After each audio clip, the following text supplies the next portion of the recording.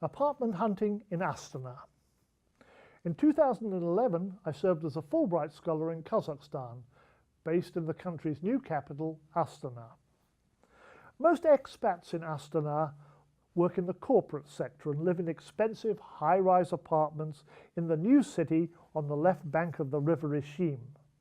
Call me old-fashioned, but I have a soft spot for post-Soviet decay. I preferred to live on the right bank, preferably on a direct bus route to the university. The apartment blocks looked drab on the outside, but I'd stayed in enough of them in other cities to know that they were often comfortable inside. On the right bank, I would be close to shops, restaurants, and markets. There, people actually walked on the streets rather than moved between mall levels.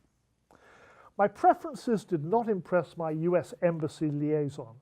She informed me that because so many people were moving to Astana, apartments were scarce and rents high.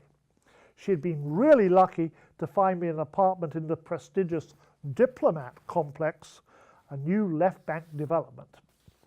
The rent was $1,000 a month, utilities, cable TV, and internet included. This was at the top of my price range, but I reluctantly agreed to take it. However, when she picked me up from the airport, we didn't go to the Diplomat, but to another apartment block on the left bank. She told me this was temporary and that I would be moving to the Diplomat in a few days when another American moved out. I slept on a pull-out couch and found only one fork, knife and spoon in the kitchen.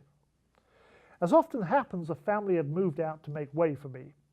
This was not what I'd paid for, and I complained loudly when the landlady told me I would have to stay there for a month until the other apartment was available.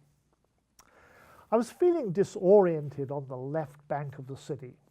The next evening, driving back from the university with my interpreter, we got lost and had to call for directions.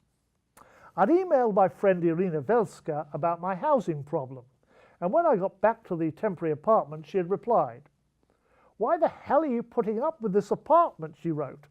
"There are vacant and cheaper apartments nearer the university." She sent me a link to an apartment rental website. I resolved to start searching for a new apartment in the morning. Then an email from my friend Hal Foster, a freelance journalist living in Astana, arrived. He'd just received a job offer in Washington, D.C. He was leaving in a week and wanted to see me before he left. And, by the way, did I need an apartment on the right bank? The next day we met for lunch and I took the apartment.